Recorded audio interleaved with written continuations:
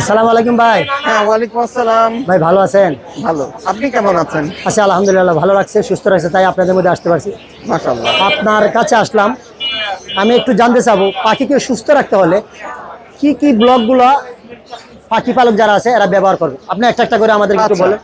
আমি তাহলে ব্লকের চাইতে কিছু সাজেশন আমি যারা পাখি পালন করেন তাদেরকে দিয়ে দিই। হ্যাঁ, বলেন। সেটা হলো, আপনারা যারা পাখিটা কেনেন, কেনার সঙ্গে সঙ্গেই যার কাছ থেকে কিনছেন তার কাছ থেকে বয়সটা কনফার্ম হবেন যে পাখির বয়সটা কত। অনেকেই বিক্রির জন্য বলতে পারে যে এটা আগে দুই একবার ডিম বাচ্চা করেছে, এই সেই। আপনি ওই সকল কথায় না গিয়ে ডাইরেক্ট পয়েন্টে আসবেন। আপনি জিজ্ঞেস করবেন পাখির বয়স কত।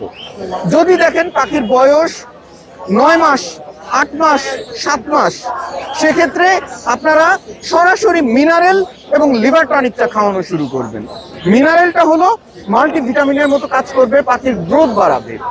লিভার টনিকটা হলো পাখির লিভার সুস্থ রাখবে, পাখিটা ঝিমাবে না, চনমনে থাকবে।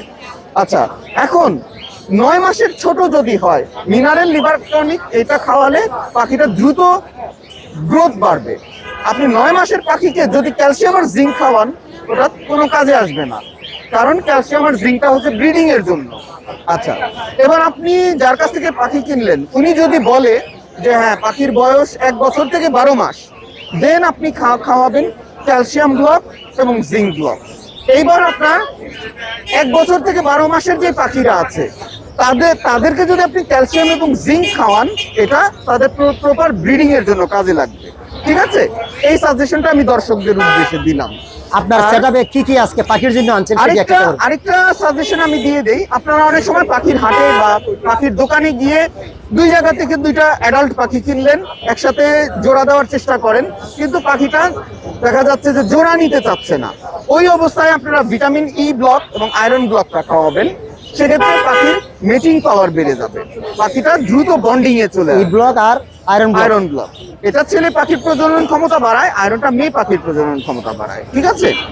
আচ্ছা, শীত প্রায় শেষ পর্যায়ে, এই লাস্ট পর্যায়েও দেখা যায় অনেকের পাখি ঠান্ডা লেগে যাচ্ছে। এক্ষেত্রে আমি সাজেস্ট করব তুলসী পাতার ব্লকটা খাওয়াবেন।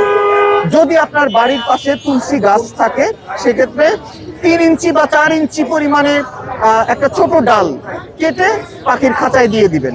পুরো আস্ত তুলসী গাছটা কেটেই ওকে খাওয়াতে হবে, ব্যাপারটা এইরকম না।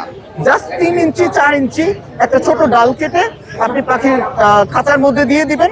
সপ্তাহে 2 দিন এই ডালটা আপনি যদি ওদেরকে খাওয়ান, ওরা পাতাটাও খাবে এবং আখের মতো পুরো ডগাটাও চিবিয়ে রসটা খেয়ে ফেলবে। এতে পাখি শীতকালে ঠান্ডা লাগার সম্ভাবনা থাকবে না, বা ঠান্ডা লাগলেও পাখি সার্ভাইভ করতে পারবে। আর আরেকটা বিশেষ টপিক আমি যেটা বলবো, শীতে পাখির ঠান্ডা লেগে গেলে ভুলেও আপনারা ঔষধ খাওয়াবেন না। ঔষধ যদি খাওয়ান, সেই পাখিকে বাঁচানো খুব মুশকিল হয়ে যায়। আপনারা মানুষরাও খেয়াল করবেন, আপনাদের যখন ঠান্ডা লাগে, আপনারা যখন ফার্মেসি থেকে ঔষধ খাওয়ান, বুকে চাপ দিয়ে যায়। তো পাখিরা এই বুকের চাপটা সহ্য করতে পারে না, যার কারণে শীতকালে দেখা যায় অনেকেই ঠান্ডার ঔষধ খাওয়ান এবং পাখিটা ধীরে ধীরে ধীরে ধীরে মানে মৃত্যুর কোলে ঢলে পড়ে। এই জন্য আমার সাজেশন হবে আপনারা ন্যাচারালি ট্রিটমেন্ট করেন। পাখির ঠান্ডা লাগলে ভুলেও ঠান্ডার ওষুধ খাওয়াবেন না, তুলসী পাতার ব্লক খাওয়াবেন। নিম পাতা ব্লকটা হচ্ছে পাখির পেটের অসুখের জন্য কাজ করে। আপনার পাখি যদি সরাসরি নিম পাতা খেতে পারে, সেক্ষেত্রে আপনি নিম পাতা খাওয়াবেন, অথবা এই ব্লকগুলো খাঁচার মধ্যে দিয়ে রাখবেন, ওরা ওদের প্রয়োজন অনুসারে খাবে। যেমন নিম পাতার ব্লকটা হচ্ছে ডায়রিয়া, সবুজ পায়খানা বা আপনারা এই ধরনের যে সমস্যাগুলো হয়, সমস্যা থেকে দূরে রাখে। সবচেয়ে ইম্পর্টেন্ট ব্যাপার হচ্ছে এটা ডি-ওয়ার্মিং এর জন্য কাজ করে।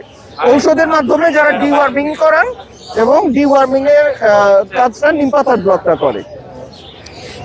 আর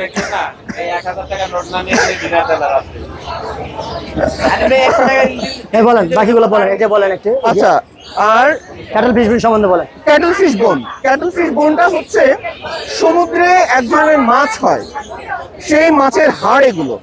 এটা হার্ট মাছটার নাম হচ্ছে ক্যাটল ফিশ। ফিশটা দেখতে অনেকটা স্কুইডের মতো।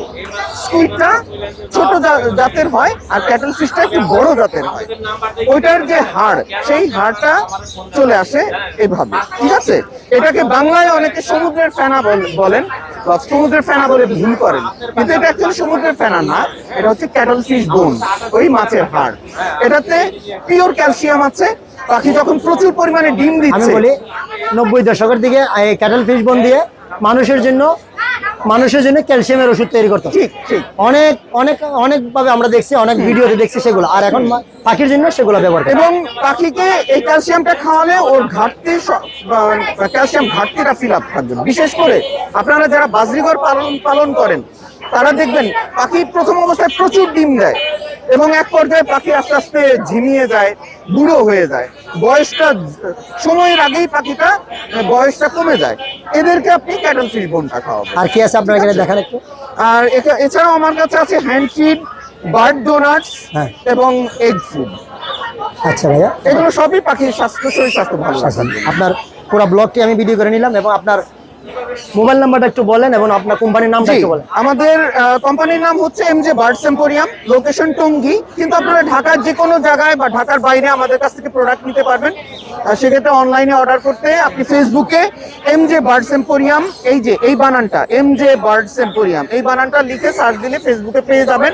অথবা সরাসরি যদি আমার সাথে ফোনে কথা বলতে চান সেক্ষেত্রে ডায়াল করতে পারেন 013-12-404-999। আবার বলেন। 013-12-404-999। লোকেশন আপনার? Sorry, location? আমার লোকেশন হচ্ছে টঙ্গী, এমজে বার্ডস এম্পোরিয়াম। ধন্যবাদ ভাই আপনাকে। আপনাকেও ধন্যবাদ। কারণ ভিজে নইতো 12-13 দিন, কারণ অলরেডি জোড়াই গেছে 25,000। আমি বলছি ভাই নিলে একদম 30,000, 35,000 টাকা চাইছে, কারণ আপনি যেটা নিচে ওইটার থেকে হাই নিচে একটা কালার নিয়ে দেবো, কালার ভালো।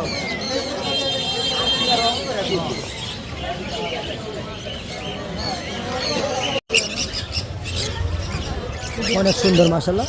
লাভবার্ড পাখিগুলো বিভিন্ন রঙের, বিভিন্ন নির্দেশনা। পাখির কিচিমিচি ডাকগুলো অনেক সুমধুর।